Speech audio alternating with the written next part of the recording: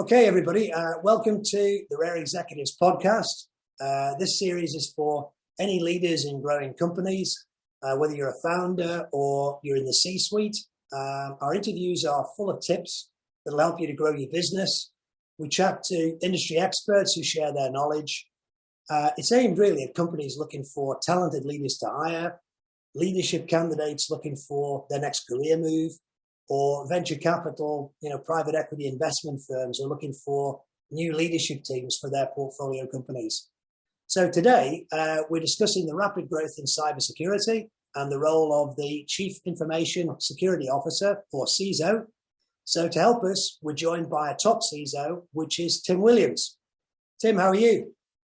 Doing well, Maurice. How are you today, sir? Very well indeed, thank you. All the better for your company. I enjoy these opportunities to speak. Thanks for having me on. No problem. Tim, give us 2 minutes on your background and how you got here. Absolutely, Maurice. So my background has been as an information security professional for over 15 years. I have been teething on this industry since it actually was formalized and called information security. I came out of a military background like many other of my peers here in the US and had a really interesting opportunity to, through my career, transition from the military mindset, the contractor mindset, supporting military operations, and really dive into the private sector and start supporting a risk management based focused approach towards how we address information security as a business enabler. The last 4 years, I've been acting as a CISO for several different organizations, and really happy to be on today. Excellent. So Tim, just so our audience can get to know you, some quick fire questions really. So what's the best bit of software that you're using right now? Now, that's a great question to start the conversation off with. That is a question that's indicative of a current operating environment. For me, where we're at today, we have a great vendor that we're really excited about called Orca Security that gives us the ability to monitor our multi-cloud environment from a security perspective. And in today's world, where we see everything going to the cloud, whether it be with Amazon Web Services, Google, you name it, being able to monitor from a security viewpoint what's happening in our cloud infrastructure is a very difficult problem statement for many CISOs in my position. From my viewpoint, Orca Security for us has been an absolute revelation. And I'm really proud of our relationship with them because they allow us to actually put security focus on monitoring what is often invisible and unseen around how we configure and secure our cloud environment. So what about the most underrated piece of tech, you think? Underrated piece of tech? That's a very great question. I think, honestly, antivirus is overlooked nowadays. A lot of folks forget about the value of antivirus when we think about our security stack and how we protect our endpoints, especially from threats like ransomware. Antivirus has evolved. It used to be treated as this obligatory agent you would slap on a computer and you hope it did everything for you, and it never did. So it got a very bad reputation very quickly as being a useless piece of bloatware. And that's why it's underrated now, is there is still value because we've seen over the last few years in particular, a lot of focus from the top antivirus vendors to actually make their products meaningful again. And I think that we've seen that bear out. I'm not saying they're perfect. It's part of a layered approach, but antivirus is undervalued today because of that history that it has. So listen, on the quick fire side, degree or apprenticeship? I'm going to argue that there's a use case for both depending on the position. What's the point of a degree? The point of a degree is to baseline a set of skills and also shows the individual has an aptitude to learn and a desire to learn. Is that indicative of a superior performer? Not in every case. Absolutely not. There are many star performers that come a different route, coming through an apprenticeship route. I think it depends on the position. If you're looking for a management position, there are certain skill sets that you can baseline with that background and with a degree from a university system, whether it be a superior level of writing, a superior level of communication, or even technical knowledge and capabilities that are codified and taught through course structure, structured course exams and so forth. Right. Having said that, apprenticeship for the mind of a hacker is the ultimate type of individual you want to bring on for a hacker type role, whether it be a red team, blue team, purple team, somebody who's defending your network and wants to think like a hacker. An apprenticeship role is really more indicative of success for that type of position. Right. So what about a night out then? Jeff Bezos or Elon Musk? I'm going to go with Elon Musk. I'm a huge fan of how he's built his companies. I love his leadership style. I try to follow his approaches in a lot of ways, both with interview techniques and also with team building. I think a lot of what he does, he's built really a culture his organizations, people want to work there. They work hard, they want to work there, and they're rewarded for the work they do in most, very well in most cases. I think it's indicative of a culture that we want to all embrace across the tech world. Speaking of work, right, what's the best thing about working in tech? Every day is different. That's the best part of working in tech. You never know what's going to be the hottest technology next year. What's hot today might be obsolete tomorrow. And it forces us to continuously learn. For people like me, I love to learn. I hate being bored. Every day it's about trying to learn something that I'm not strong in and becoming stronger in it. And from that perspective, that's what a CISO has to do. They have to constantly be looking across the horizon, across that event horizon, for what's coming down the pipe from a technology perspective. That's why I love this job. It is never dull. Now, on the other side, what's the biggest bugbear about working in tech? That's the flip side of the coin, is that now we're saddled with technical debt for legacy systems, applications, capabilities, technology that are no longer relevant and that are difficult from a security viewpoint to protect, whether it be the data in it, whether it be sensitive data, member data, patient data, confidential company information.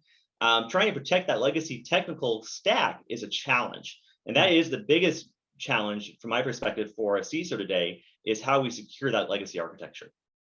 Listen, you've had a great career. What's the best advice you've ever been given? The best advice I've ever been given. From a technology perspective, we have a lot of folks who rise through the ranks of information security who are technologists at heart. They are absolutely love what they do from a technology viewpoint.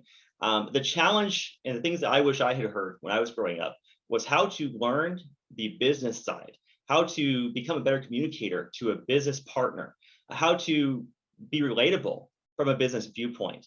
Because what we do from a technology perspective does not always translate directly to business speak, and we have to learn how to make that conversion. Tim, it sounds a daft question, but everybody's got a different view on this. What is a CISO? What do you guys do? Being a chief information security officer is, at the end of the day, about risk management. Unfortunately, we often are viewed as a technology solution, but the reality is what we do is a risk function. We are here to translate security risk from an information security viewpoint into business speak. And at the end of the day, what we do is we paint the picture. Our job is to paint the picture whether it's liked or not. We're not here to own the risk, we're here to paint the picture of the risk and to help illustrate that for each of the business stakeholders and for the executive team and for the board, to identify here's where the organization has the greatest risk from an information security viewpoint. Here is the likelihood, here's the impact, and here's how we can mitigate it, and here's who owns the risk within the business, and here's how we're working with them to resolve that risk and mitigate that risk and hopefully reduce that likelihood or impact if it were to be exploited. Tim, there's huge demand. Today there's 256 CISO roles and over 5,000 cybersecurity related jobs worldwide posted on LinkedIn. Why the boom in cybersecurity roles? That's a multifaceted question. Part of the challenge is there are a significant number of CISO roles open today. The reality is that there are very few who are able to bridge that gap between technology and the business, going back to our earlier conversation point. Mm-hmm. The other part of that is that, unfortunately, we've seen with the rise in recruiting efforts and activities that are underway, we often see the same role posted multiple times. Mm-hmm. So it has given a little bit of an arbitrary inflation to the number of open roles in cybersecurity. Another facet to it is that the types of roles that are open are not always the ones we're pumping out talent for. Some of the biggest gaps we have from a recruiting perspective are in the governance, risk, and compliance space. Not a lot of folks come out of college or looking for a career change or to grow their career in policy or in risk management or in compliance, right? That takes a whole different mentality than I think where we are strong at pumping out new talent, which is more of the technical tools, security operations, security analysts, red teamers, hackers, ethical hackers. Mm-hmm. That is an area we're strong at pumping out new talent, but there aren't as many roles open now because of that for those positions. And the gaps that we have are areas that we as industry have not yet fully focused on how we're going to start training the next generation in the workforce. Listen, who are these companies trying to protect themselves from? In my naive world, is it rogue governments? Is it organized crime? Is it angry hoodies? Who's the enemy? It depends on the sector. It depends on the organization. It depends, as a result of that, who the threat actor is that could be most likely to attack them. I will tell you one common theme across all of those sectors: insider threats. And oftentimes it is accidental. Sometimes it is malicious and purposeful. There was literally just recently an article came out for one of the investigative journalists in this industry, Brian Krebs, who spoke about a ransomware operator who was offering $1 million US to any insider at any company who would help install ransomware on their organization's computers. Wow. You think about the risk of that. Can you find one employee in any company who will, for $1 million that you may never know about, plant ransomware on his computer with help? Yes, that is a huge risk. Insider threats are an enormous problem statement for us, no matter what industry we work in. Interesting. Look, as a CISO, Tim, what challenges have you had to overcome yourself? I think the biggest challenge for me personally is staying current with technology. I love what I do. I'm constantly learning. Every day I'm trying to learn something new about some word or some technology or some piece of the stack that I'm not familiar with. But the challenge is that this industry is expected to be a mile wide constantly, and that mile is expanding from 1 mile to 5 miles to 10 miles wide. So a mile wide and an inch deep. And as technology stack increases in the different layers that are out there, we have to keep growing with it. That's the biggest challenge for me, is just staying current with the market today. Look, having done the job successfully for decades now, what makes a good CISO? Empathy. Empathy is the most important aspect for a CISO today. As a CISO, you have to be somebody who's collaborative with your other stakeholders, and you have to empathize with their problem statements. It's very simple for somebody to come with compliance perspective and say, this is the hammer you shall or shall not do.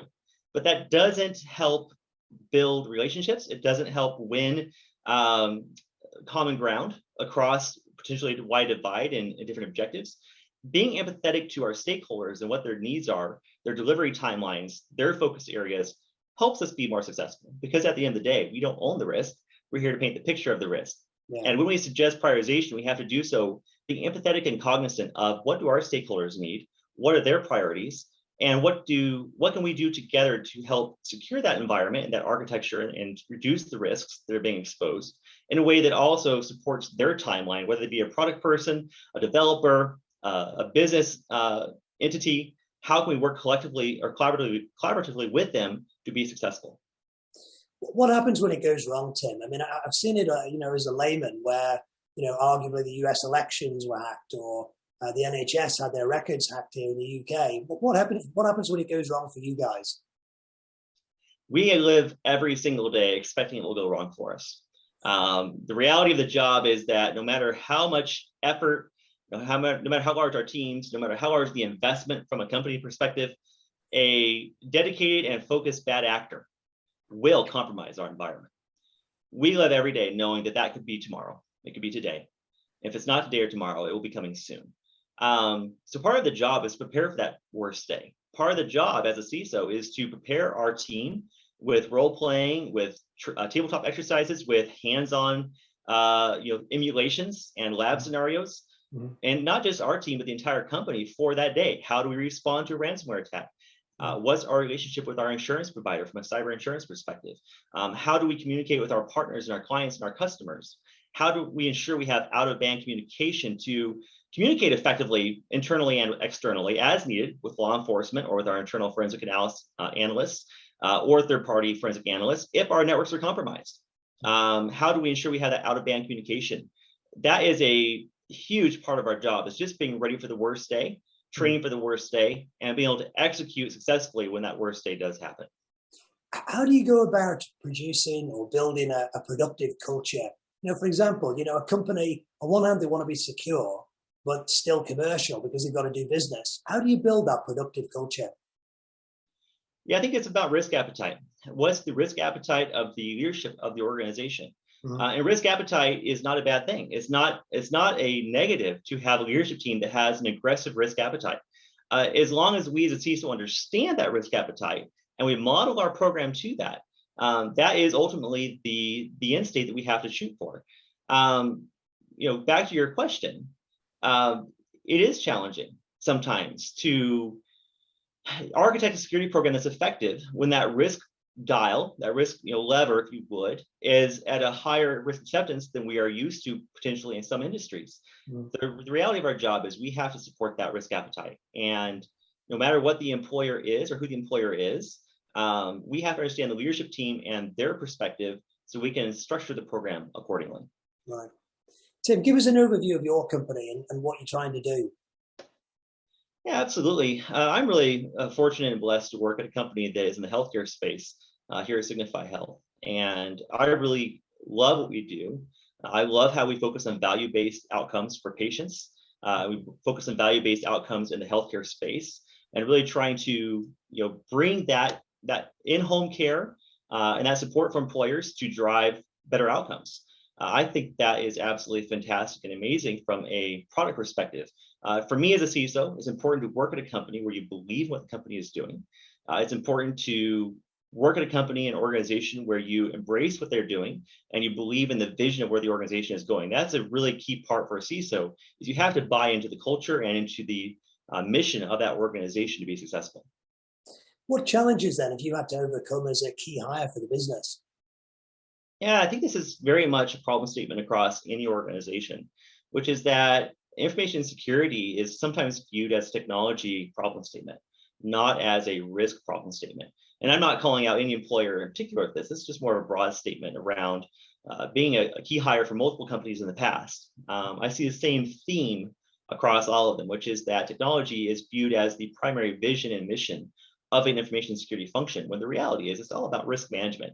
And that is really a reflection of what we as a CISO have to be educating our business stakeholders on, is what is the role of the function within the organization, and how can we be more successful in sharing that message around risk management. Right. Listen, the elephant in the room for all of us for the last couple of years has been COVID. I mean, what changes did the pandemic bring for you in the business?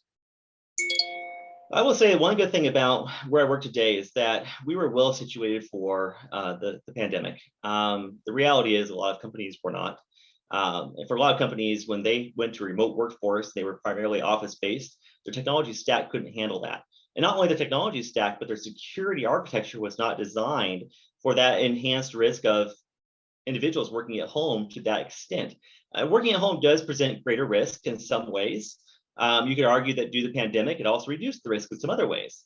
But the reality is security architecture is part of the job function, which unfortunately, a lot of organizations don't focus on the security architecture component of it. And so from a CISO perspective, going through the pandemic when COVID-19 came around with coronavirus, we had to really focus on how we were securing how data was communicated, that endpoint, the ability to remotely wipe or secure that endpoint without being able to physically touch it, being able to ensure that data as it moved across our networks and across those endpoints was secured, and that we could track and monitor where those data pieces went based on the criticality to the business, and ensuring that we had effective backups and technology capabilities to ensure the continuity of the business if that data was to become unavailable due to our remote workforce. So Tim, how do you see this market evolving then over the next few years? What does the future look like? Yeah, I think it's going to be very interesting to see where the role of the CISO lines up organizationally in the next few years. I think that the next few years, we're going to see the information security function grow in breadth, grow in scope, and the teams and the budgets around them are going to grow substantially as well. That's also going to differentiate the next generation of the CISO.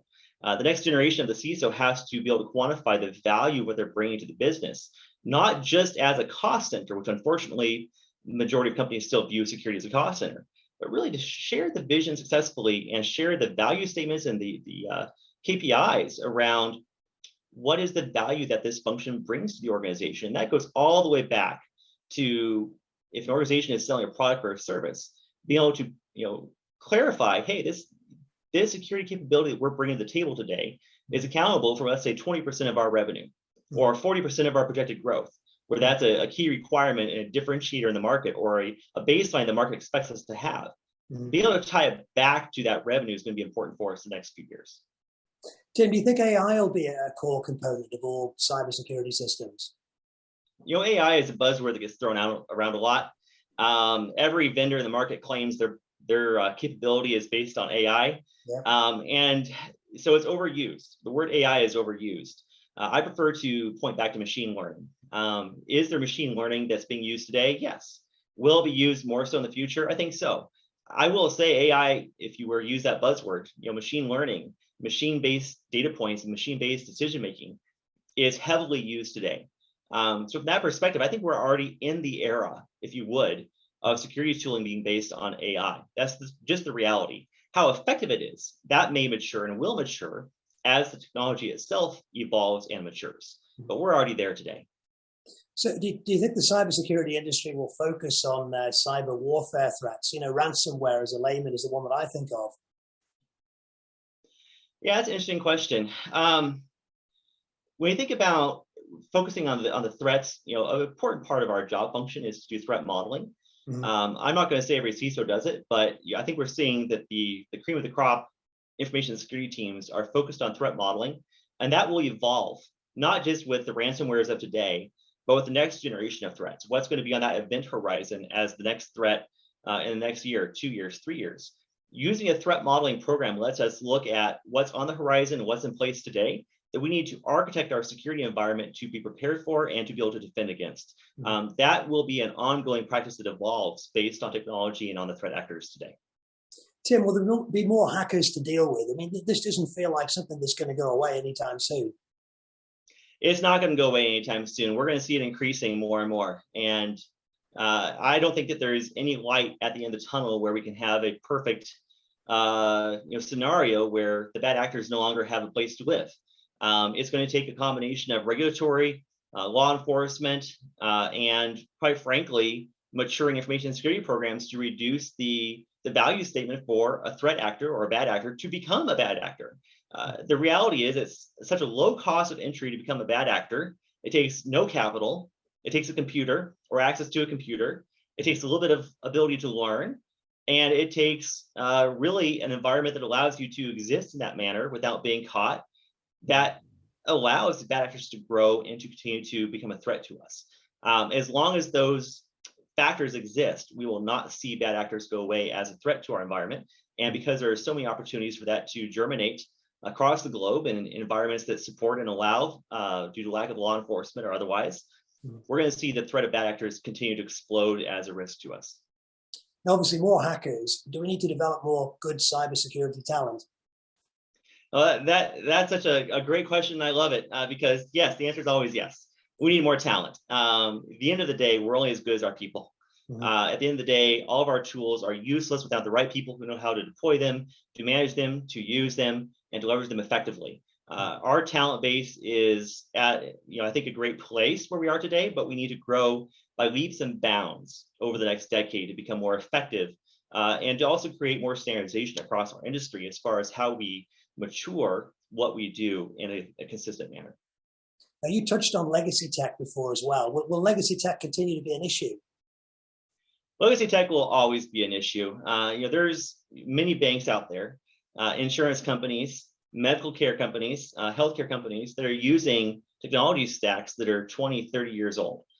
Some cases even older. That's not going to go away anytime soon. The reality is that as long as companies keep innovating, the flip side of that coin is they may not have the resources to upgrade their legacy environments, their legacy hardware, their legacy code. A lot of times we're stuck with supplier dependencies for suppliers that have no competition. They have no motivation to upgrade. And it's too expensive as a business proposition to find alternatives. So the reality is we accept the risk of having tech debt in our environment. That is a business decision. It is one that most companies will be forced to accept just due to the cost of upgrading that legacy tech. So with that list of threats that you and I just went through there, what do you think your company does well? Yeah, I think what our company does well, where I'm at today, for example, is we do a really great job at focusing on where technology is at today and where it's going to be in the future, and really trying to use technology to bring value-based healthcare in home for both employers and for patients. I think that's a real strong value statement for the company I work at today. And I appreciate working for an organization that has that perspective. Right. Look, more about you. What attracted you into the industry in the first place? I fell into it by accident, quite frankly. I came from an IT background, being an old hat, system administrator back in the day, and being very much the end user grunt that was helping take care of computers at a very low level, whether it be servers or the desktops for users back in the days of Windows 95 and NT, and grew out of that just kind of naturally and accidentally into information security. Because as we grew, I came out of the military background, as the information technology industry grew, we also started to become more aware of the risks and how easy it was to do a hello world script or to send a message to somebody else's computer and make it do things they weren't supposed to do. And we thought it was fun. I remember doing that back in the day, thinking it was fun. I would put a message on a colonel's computer and make it say something. He'd go, "What's this?" And part of that is what drove us towards where we are today, and drove me towards where I am today, which is we have to be able to prevent people from doing that for fun and also for malicious reasons as well. Right. So what keeps you in the industry going forward? My passion for this. I absolutely love what I do. Every day I look forward to solving a problem. I go to bed at night thinking about problems and how to solve them. I really enjoy unpacking the puzzle of what I do within information security. And I think that's what really attracts the best talent to this industry is we have to love what we do. We have to think about it, breathe it, live it, and imagine where we can go with it over the next few cycles of our workday. It's a moving feast, this, isn't a lot of it going on, Tim. So how have you handled the changing demands of tech? I mean, I'm assuming you're sort of constantly upgrading your own skills, for example.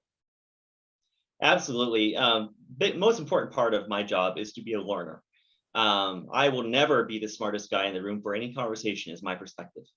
My job is to learn from the smartest people in the room, whether it be my architects, whether it be my developers, whether it be my systems folks, my infrastructure folks, my cloud folks, my business partners. I have to learn from them constantly. And that's the job of a CISO today, is we have to constantly be learning, we have to be inquisitive, and we have to come in with questions as much as we come in with answers. Now, what's the most fun part? I mean, there must be some funnies in there as well. The most fun part, I don't know about the funnies per se. There's little moments that make us chuckle throughout the day, but they're very situational. That's a great question. For me, if I was to look back at my career, I think that what makes me chuckle sometimes, that's not necessarily funny, but it's just more of an amazing moment, is what people do when they think nobody's watching them.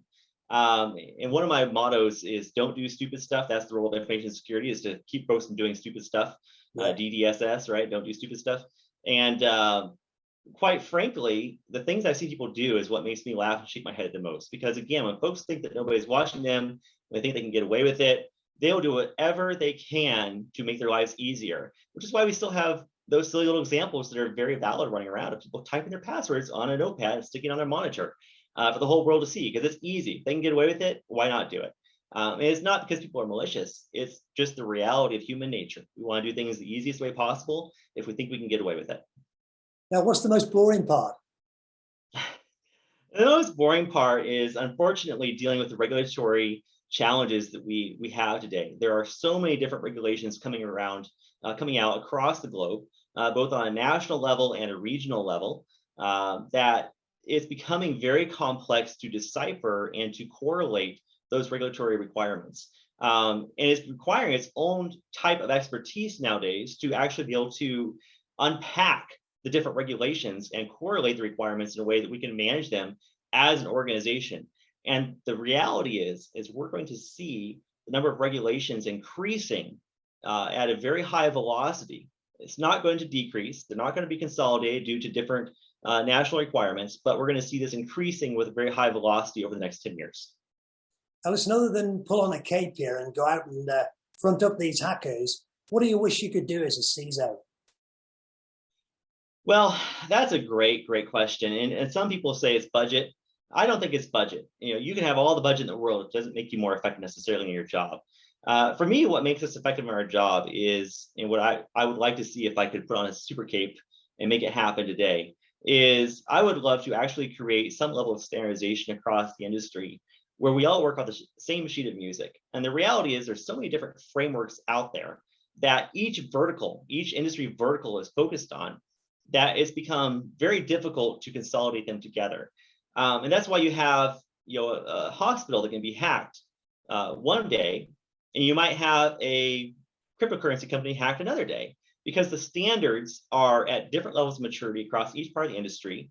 the level of effort to ensure compliance to those standards is not enforced equally, and it allows too much variance in the industry. I would love for us to be able to get one sheet of music that we all work off of as across the different verticals that clearly articulates what we should be doing, how we rank our maturity, and provides a real valid way to measure where a company stacks up against that maturity requirement.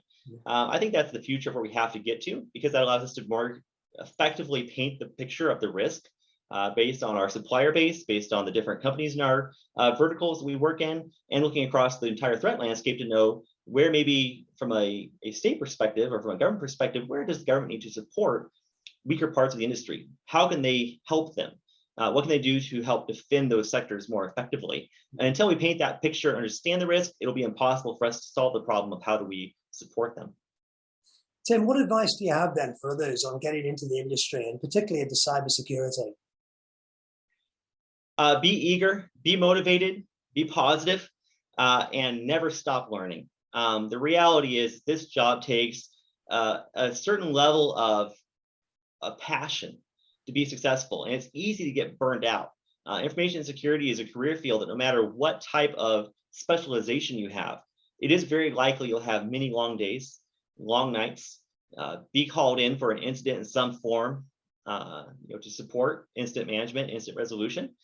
The reality is you have to be able to approach every day with positive attitude, not let the job beat you down, because there's going to be days it's very discouraging. It's hard to make progress. And you have to love what you do. And that's an important part of growing this industry, is just the passion and the desire to keep going at it every single day. Fantastic. Look, Tim, that was a fantastic insight. And, I wish you well in your career. Basically, we hope you've enjoyed this Rare Executives podcast. And for more information, go to the website, rareexecutives.com. We'll see you soon with our next in the series. And stay safe and be nice to each other. Thanks for your time, Maurice. Thanks, Tim.